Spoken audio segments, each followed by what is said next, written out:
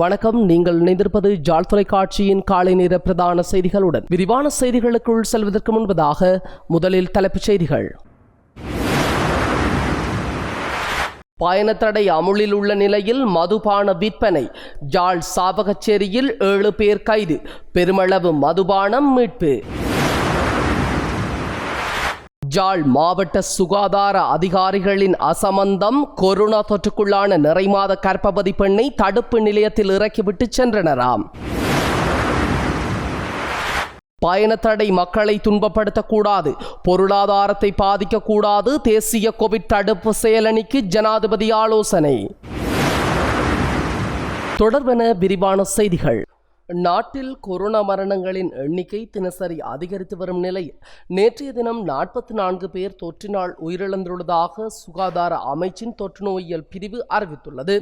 மன்னார், கொரோனை, கல்பாத, அனுராதபுரம், கண்டி, பேருவளை, கொழும்பு 2 மற்றும் ராகம, காலி, பன்னிப்பிட்டிய, ஹோமகம, அத்துருகிரிய, மத்துகம, களுத்துறை வடக்கு, வளல்லாவிட்ட, பயாகல ஆகிய பகுதிகளில் மரணங்கள் பதிவாகியுள்ளது.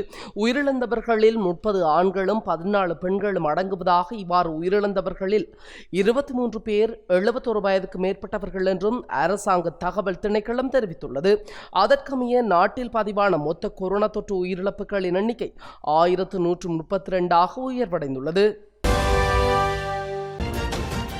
நாடு முழுவதும் பயண தடை விதிக்கப்பட்டிருந்த நிலையில் சட்டவிரோத மதுபான விற்பனைக்கு தயாரான குற்றச்சாட்டில் ஜாழ் சாவகச்சேரியில் 7 பேர் கைது செய்யப்பட்டிருக்கின்றனர்.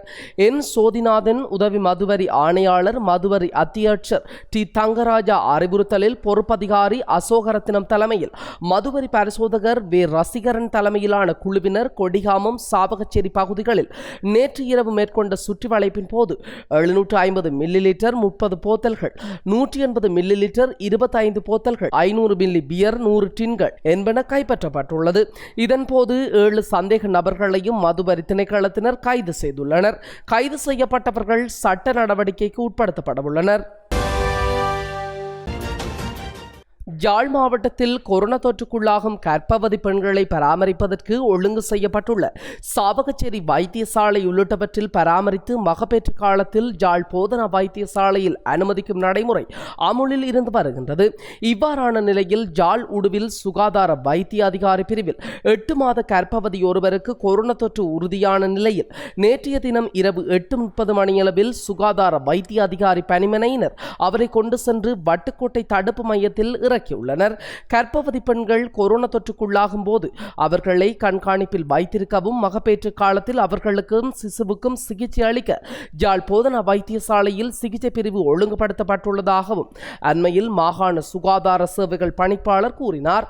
ஆனால் இந்த நடைமுறைகளை மீறி கர்ப்பவதி பெண்ணை தடுப்பு நிலையத்திற்கு கொண்டு சென்றமை தொடர்பாகவும் குறித்த பெண்ணை அங்கிருந்து ஜாழ் போதனா வைத்தியசாலைக்கு மாற்றுவதற்கு தடுப்பு நிலைய அதிகாரிகளால் இயலாமல் இருந்தமை குறித்து விசனம் தெரிவிக்கப்பட்டுள்ளது. நாடு முழுவதும் நேற்று இரவு அமலாகும் பயணத்தடை மக்களை துன்பப்படுத்தக்கூடாது என கூறியிருக்கும் ஜனாதிபதி கோட்டபாய ராஜபக்ஷ தேசிய கோவிட் தடுப்பு செயலணிக்கு முக்கிய அறிவுறுத்தல்களை வழங்கியிருக்கின்றார். ஜனாதிபதி கோட்டபாய ராஜபக்ஷ தேசிய கோவிட் தடுப்பு செயலணியை இன்று மாலை சந்தித்து பேசியிருக்கின்றார். இதன்போதே மேற்படி அறிவுறுத்தல்களை ஜனாதிபதி வழங்கியதுடன் தீர்மானங்களையும் எடுத்துள்ளார். இது குறித்து மேலும் தெரிய வருவதாவது, பயண கட்டுப்பாடுகள் விதிக்கப்படும் காலப்பகுதியில் தொழிற்சாலைகள் தொடர்ச்சியாக இயங்க செய்தல், மருந்தகங்களை திறந்து வைத்தல், வெதுப்பக உற்பத்திகளை தொடர்ச்சியாக மேற்கொள்ளுதல் மற்றும் பொருட்களை விநியோகிப்பதற்கு முறையொன்றை வகுத்தல் என்பவற்றோடு துறைமுக ஏற்றுமதி இறக்குமதி பொருட்களை விநியோகிக்கும் நிறுவனங்களை திறந்து வைப்பதற்கும் நடவடிக்கை எடுக்கப்பட வேண்டும். பிரதேச ரீதியாக நடமாடும் சேவைகளை மேற்கொண்டு எவ்வித தட்டுப்பாடுமின்றி அத்தியாவசிய உணவுப் பொருட்களை மக்களுக்கு விநியோகிப்பதற்கும் தொடர்புபட்ட துறைகளுக்கு அறிவுறுத்தப்பட்டுள்ளது. நாட்டுக்குள் சட்டவிரோதமாக கொண்டுவரப்பட்டு அரசுடைமையாக்கப்பட்டுள்ள அத்தியாவசிய நுகர்வு பொருட்களை சதோச நிறுவனத்திற்கு வழங்குவதற்கும் நாடளாவிய ரீதியில் உள்ள சதோச களஞ்சிய சாலைகளில் மேற்கொள்ளப்படும் பொருள் பொதியிடல் வேலைகளுக்கு 1 லட்சம் தொழில் வாய்ப்பு நிகழ்ச்சி திட்டத்தின் கீழ் ஆட்சேர்ப்பு செய்யப்பட்டவர்களை பயன்படுத்துவதற்கும் பணிப்புரை வழங்கப்பட்டுள்ளது. அத்தியாவசிய பொருட்களை விநியோகிப்பதற்காக பிரதேச செயலாளர்களின் ஊடாக தேவையான அனுமதி பத்திரங்களை வழங்குவதற்கும் வீதி தடை நடவடிக்கைகளை இலக்குப்படுத்துவதற்கும் காவல்துறை மற்றும் முப்படையினரை பயன்படுத்துவதும் தீர்மானிக்கப்பட்டுள்ளது.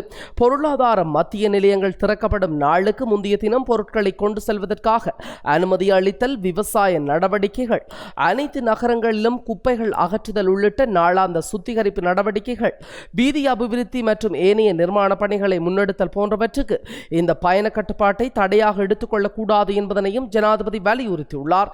PCR பரிசோதனை மேற்கொள்ளும் அரசு அல்லது தனியார் நிறுவனங்கள் பரிசோதனை பெறுபவர்களின்படி தொற்றாளர்களை இனம் காணும் பட்சத்தில் குறித்த தொற்றாளர்களுக்கு சிகிச்சை அளிக்கும் பொறுப்பை அந்தந்த நிறுவனங்களுக்கே நேரடியாக வழங்குவதற்கு நடவடிக்கை எடுக்குமாறும் சுகாதார அமைச்சின் அதிகாரிகளுக்கு ஜனாதிபதி பணிப்புரை விடுத்துள்ளார். தொற்றாளர்களுக்கு சிகிச்சை அளிக்கும் போது ஆயுர்வேத வைத்தியசாலை முறைமை வசதிகளை பயன்படுத்தவும் என்று தீர்மானிக்கப்பட்டுள்ளது. மே மாதம் 25ஆம் தேதி மற்றும் 28ஆம் தேதி ஆகிய இரு தினங்களிலும் பயண கட்டுப்பாடு நீக்கப்பட்டு மக்களுக்கு வீட்டிலிருந்து வெளியில் செல்வதற்கு அனுமதி வழங்கப்பட உள்ளது. அத்தியாவசிய பொருட்களை கொள்வனவு செய்வதற்காக மட்டுமே ஆகும். சில வெளிநாடுகளில் இருந்து தெரிவிக்கப்படவுள்ள தடுப்பூசிகள் இன்னும் சில நாட்களில் நாட்டை வந்தடைய உள்ளன. தடுப்பூசி ஏற்றும் நடவடிக்கைகளை விரைவுபடுத்தி தற்போதிருக்கும் நிலைமையை விரைவாக கட்டுப்படுத்த வேண்டிய தேவையை ஜனாதிபதி வலியுறுத்தியுள்ளார். அரசு அதிகாரிகள் மற்றும் பொறுப்பு கூற வேண்டியவர்கள் தேவையற்ற விதத்தில் ஊடகங்களில் மட்டும் வந்து மக்களை பயமுறுத்துவதற்கு பதிலாக ஏதேனும் விடயங்கள் இருந்தால் அது பற்றி நேரடியாக என்னிடமே தெரிவிப்பதை நாட்டுக்கு நன்மை தரும். இதுவரை எடுக்கப்பட்ட தீர்மானங்களும் இதன் பின்னர் எடுக்கப்படவுள்ள தீர்மானங்களும் துறைசார் சிறப்பு நிபுணர்களின் ஆலோசனைகளின் பிரகாரமே ஆகும். மக்களுக்காக எந்த ஒரு சரியான தீர்மானத்தையும் எடுப்பதற்கு எவருக்காகவும் நான் பின்னிற்கப் போவதில்லை. அரசாங்கம் தனது கடமைகளை செவ்வனே செய்து கொண்டுள்ளது. ஆனால் நோய் தொற்றை கட்டுப்படுத்த வேண்டுமெனில் அரசாங்கம் முன்னெடுத்துள்ள வேலை திட்டங்களை வெற்றி பெறச் செய்வதற்கு சுகாதாரத்துறை வழங்கியுள்ள வழிகாட்டுதல்களை சரியான முறையில் பொறுப்புடனும் கடமையுணர்வுடனும் மக்கள் பின்பற்ற வேண்டும் என்பதே அவசியமானது என அவர் தெரிவித்துள்ளார். முகப்புத்தகத்தில் பொய்யான செய்திகளை பதிவிட்ட அரசு அதிகாரியொருவர் குற்றப்புலனாய்வு திணைக்களத்தினரால் கைது செய்யப்பட்டுள்ளார். கொத்மலை பிரதேச நிலப்பிரச்சனைகள் உதவி ஆணையாளர் ஒருவரே இவ்வாறு கைது செய்யப்பட்டுள்ளதாக தெரிவிக்கப்படுகிறது.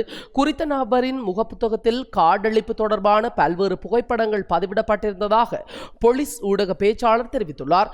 தனியார் காணிகளை சுத்தம் செய்யும் புகைப்படங்களை எடுத்து இலங்கையின் பிரசித்தி பெற்ற காடுகளை அழிப்பது போன்று பதிவிட்டிருந்ததாக தெரிவிக்கப்படுகிறது. மே மாதம் 25ஆம் தேதியின் பின்னர் அடுத்த வாரத்திலும் மீண்டும் போக்குவரத்து கட்டுப்பாடு விதிக்கப்பட வேண்டுமா என்பது தொடர்பில் ஜனாதிபதியுடன் கலந்துரையாடல் ஒன்றில் ஈடுபடவுள்ளதாக இராணுவ தளபதி ஜெனரல் ஷவேந்திர சில்வா தெரிவித்துள்ளார். இன்று காலை தெரண அருண நிகழ்ச்சியில் கலந்து கொண்டு கருத்து தெரிவிக்கும் போதே அவர் இவ்வாறு தெரிவித்துள்ளார்.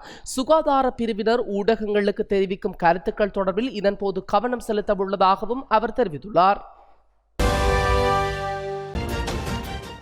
சீனாவில் பாரிய நிலநடுக்கம் ஒன்று பதிவாகியுள்ளதாக அமெரிக்க புவியியல் ஆய்வு மையம் தெரிவிக்கின்றது. 7.4 ரிக்டர் அளவில் இந்த நிலநடுக்கம் பதிவாகியுள்ளதாக அமெரிக்க புவியியல் ஆய்வு மையத்தின் இணையதளத்தில் குறிப்பிடப்பட்டுள்ளது. சீனாவில் பதிவான நிலநடுக்கத்தின் தாக்கம் இந்தியா மற்றும் மியான்மர் ஆகிய நாடுகளிலும் உணரப்பட்டுள்ளது. இந்த நிலநடுக்கத்தினால் 2 உயிரிழந்துள்ளதுடன் 17 பேர் காயமடைந்துள்ளதாக அந்த நாட்டு ஊடக தகவல்கள் தெரிவிக்கின்றன. நிலநடுக்கத்தின் பின்னர் பல அதிர்வுகள் ஏற்பட்டுள்ளதாக தெரிவிக்கப்படுகின்றது. துறைமுக நகர் சட்டமா அதிபர் திணைக்களம் உள்ளிட்ட பல பகுதிகளில் தமிழ் மொழி புறக்கணிக்கப்பட்டு சீன மொழி உள்வாங்கப்பட்டுள்ளமை தொடர்பில் இலங்கை தொழிலாளர் காங்கிரசின் உபதலைவரும் பிரதமரின் இணைப்பு செயலாளருமான செந்தில் தொண்டமான் கடும் எதிர்ப்பை வெளியிட்டுள்ளார். நீதி அமைச்சர் அலி சப்ரிக்கு இன்று 22 அதிகாலை தொலைபேசியூடாக தொடர்பு கொண்டு தனது எதிர்ப்பை வெளியிட்டதாக பிரதமரின் இணைப்பு செயலாளருமான செந்தில் தொண்டமான் ட்ரூ சிலோன் செய்தி பிரிவிற்கு தெரிவித்தார். இலங்கையின் மிக பிரதானமான அலுவலகமாக திகழும் சட்டமா அதிபர் திணைக்களத்தில் தமிழ் மொழி புறக்கணிக்கப்பட்டு சீன மொழி உள்வாங்கப்பட்டுள்ளமை மிகவும் ஆபத்தான விடயம் என அவர் சுட்டிக்காட்டியுள்ளார். இந்த நிலையில் சீன தூதரகத்தினால் தொடர்ச்சியாக தமிழ் மொழி புறக்கணிக்கப்பட்டு சீன மொழி உள்வாங்கப்படுகின்றமை குறித்து உடனடி நடவடிக்கை எடுக்குமாறு தான் நீதி அமைச்சர் அலி சப்ரியிடம் கேட்டுக் கொண்டுள்ளதாகவும் செந்தில் தொண்டமான் எமது செய்தி பிரிவிற்கு தெரிவித்துள்ளார். இந்த விடயம் தொடர்பில் உடனடி நடவடிக்கை எடுப்பதாக நீதி அமைச்சர் அலி சப்ரி தன்னிடம் உறுதியளித்ததாகவும் பிரதமரின் இணைப்பு செயலாளர் செயலாளர் செந்தில் தொண்டமான் குறிப்பிட்டார்.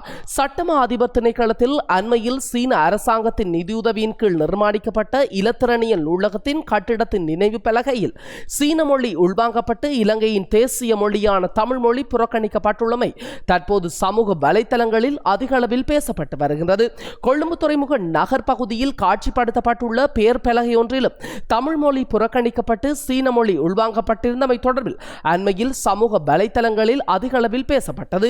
இவ்வாறான நிலையில் தற்போது சட்டமா அதிபர் திணைக்களத்திலும் தமிழ் மொழி முழுமையாக புறக்கணிக்கப்பட்டு சீன மொழி உள்வாங்கப்பட்டுள்ளது. இத்துடன் ஜாழ் தொலைக்காட்சியின் காலை நேர செய்திகள் யாவும் நிறைவடைகின்றது.